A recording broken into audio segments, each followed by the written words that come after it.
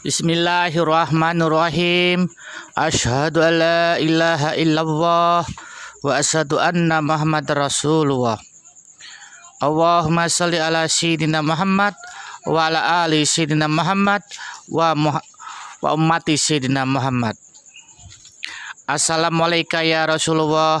Ya Rasulullah, izin minta ridho, minta doa dan restu menyampaikan ilmu engkau ya Rasulullah untuk umat Muhammad pengamal fakir Allah. Amin. Assalamualaikum warahmatullahi taala wabarakatuh. Wahai anak-anakku, suruh pengamal fakir Allah, darah dagingku, anak istriku dan santri-santri Ponpes Fakir Allah dan semua pengamal fakir Allah dimanapun berada.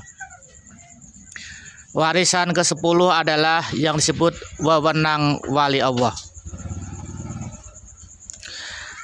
Adapun wewenang wali Allah adalah rahasia di atas rahasia pembahasannya, dan tidak semua orang bisa menjelaskannya kecuali telah diizinkan oleh Allah dan Rasulnya. Apa yang dimaksud dengan wewenang wali Allah? Yang dimaksud wewenang wali Allah adalah suatu bukti, suatu kenyataan, suatu pengesahan dari Allah dan dari Rasulullah bahwa seseorang tersebut memiliki wewenang yang telah diizinkan Allah, telah diizinkan Rasulullah, sebagai tanda bahwa hamba tersebut menjadi kekasih Allah dan kekasih Rasulullah. Sehingga bila ditanya apakah seseorang itu adalah wali Allah, maka jawabannya adalah dengan wewenangnya, maka dia akan terlihat wali Allah atau bukan. Sehingga apa itu yang disebut wewenang wali Allah? Wewenang bagi seorang wali Allah, wewenang seorang wali Allah adalah satu, apabila dia itu meninggal, dia tidak diazab sedetik pun di alam kuburnya. Bagi wali yang lebih tinggi derajatnya, maka tidak ada pertanyaan munkar dan nakir kepadanya. Tapi untuk kebanyakan seluruh walinya Allah adalah tidak mengalami segala azab kubur ataupun siksa kubur saat beliau sudah wafat.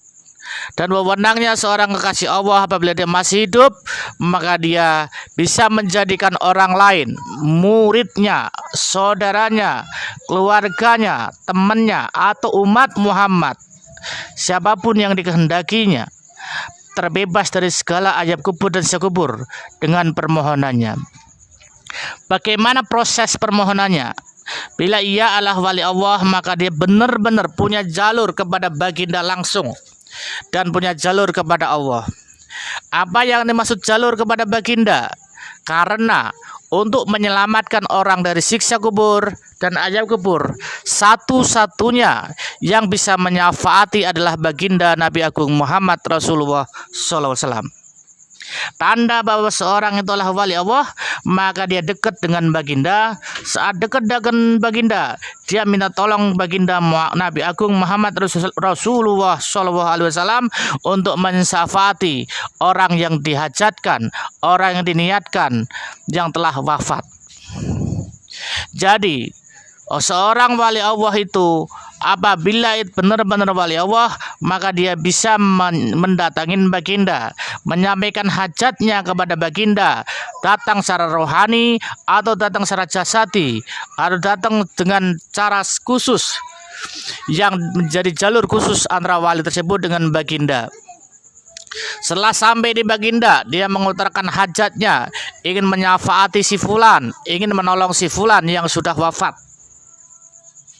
Sehingga itulah yang disebut wewenang seorang wali Allah, wewenang seorang kekasih Allah. Apabila tidak menjadi wali Allah, meskipun se-Indonesia ataupun sedunia mengatakan dia wali kutub, wali gus, tapi Allah dan Rasulullah tidak menjadikan wali, tidak mengakui kewaliannya, maka dia tidak punya wewenang.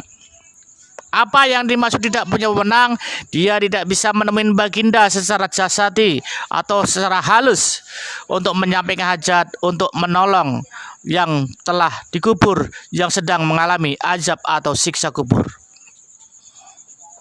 Bila seorang wali Allah itu berdoa, maka doa itu langsung terdengar baginda, dan baginda langsung mendengarkan dan mengabulkan permintaan atau doanya.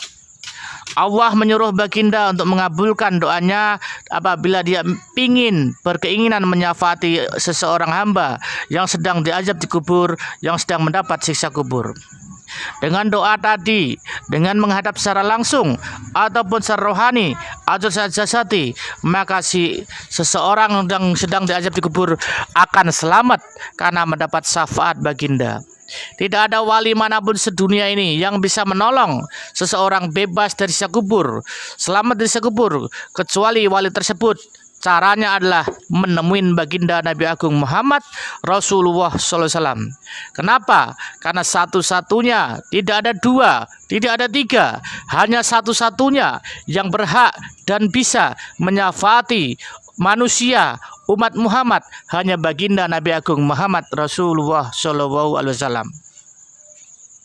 Kedua, wewenangnya seorang yang menjadi wali Allah, kasih Allah, adalah dikabulkannya doa-doanya yang khususon untuk berkaitan dengan alam kubur. Tidak hanya bebas dari siksa kubur, termasuk luas kuburnya, termasuk terang kuburnya, termasuk naik derajatnya. Bahkan dari alam kubur untuk naik ke langit, yang untuk tinggal di langit 1 ataupun langit ke-7, itu semua permohonannya kepada baginda bisa dikabulkan oleh Allah dan bisa dikabulkan oleh baginda Nabi Agung Muhammad Rasulullah SAW. Itulah saudaraku, santri-santri pengamal fakirullah, mengenai wewenang seseorang yang menjadi seorang wali Allah di hadapan Allah dan Rasulullah. Meskipun sedunia ini, andai kata sedunia ini mengatakan seseorang hamba adalah wali Allah, tapi Allah dan Rasulnya tidak menyatakan dia wali Allah, maka dia bukanlah wali Allah. Namun seandainya sedunia ini kebalikannya, tidak mengakui dia seorang wali Allah, tetapi Allah dan Rasulnya mengakui dia seorang wali Allah, maka dia adalah tetap menjadi wali Allah. Wali Allah itu diukur dari mana? Diukur daripada wewenangnya, diukur daripada dia dinyatakan kekasih Allah oleh Allah sendiri, dia dinyatakan kekasih Rasulullah oleh Rasulullah sendiri. Tidak boleh kita mengakui, orang lain mengakui, atau umat mengakui, atau ulama mengakui, atau masyarakat mengakui diri kita seorang wali Allah. Kenapa? Tidak boleh, karena itu belum sampai dalam pengakuan Allah dan dalam pengakuan Rasulullah. Bisa jadi orang mengatakan seseorang wali Allah atau masyarakat mengatakan dia wali Allah, tetapi pengakuan itu belum tentu valid, belum tentu sah, kecuali Allah menyatakan dan membenarkan bahwa dia adalah benar-benar walinya Allah, dan baginda Nabi Agung Muhammad Rasulullah SAW juga menyatakan bahwa hamba tersebut adalah seorang wali Allah. Maka sah pengakuannya dengan kenyataannya bahwa dia adalah seorang wali Allah. Wahai anak-anakku, tolong perhatikan, tolong pahami apa itu wewenang wali Allah.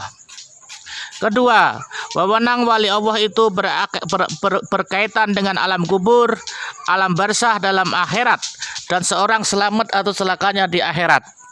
Sehingga itu adalah menjadi rahasia di atas rahasia. Wali Allah wewenangnya bukan berkaitan dengan dunia. Misalnya bisa ke Mekah sekejap, misalnya daun berubah jadi uang, misalnya bisa pindah kemana saja sesuai dengan keinginannya. Bukan itu wewenang wali Allah, tapi itu adalah karomah daripada suatu ilmu. Tapi itu bukan suatu tanda seseorang itu jadi wali Allah atau bukan wali Allah. Yang benar-benar tanda adalah pengakuan Allah, yang benar-benar tanda adalah pengakuan Rasulullah dinyatakan sebagai kekasih Allah dan kekasih Rasulullah. Dan tanda itu dibuktikan dirinya apabila sudah wafat, tidak ada azab kubur dan siksa kubur padanya. Dan saat dirinya masih hidup, dia bisa menolong orang lain bebas dari segala siksa kubur dengan cara bisa menghadap baginda Nabi Agung, bisa berdoa kepada Allah, dan doanya kepada Allah dikabulkan. Saat menghadap baginda Nabi Agung Muhammad Rasulullah SAW, Rasulullah pun memperkenankan permohonannya untuk menyafaati si fulan yang sedang disiksa di alam kubur. Demikianlah anak-anakku, mau supaya dimengerti apa itu pahamnya yang disebut dengan wewenang wali Allah. Terima kasih, mudah-mudahan warisan ilmu ke-10 ini mampu dipahami, diserap dan diamalkan untuk kehidupan sehari-hari. Wabillahi taufik wal hidayah. Wassalamualaikum warahmatullahi wabarakatuh.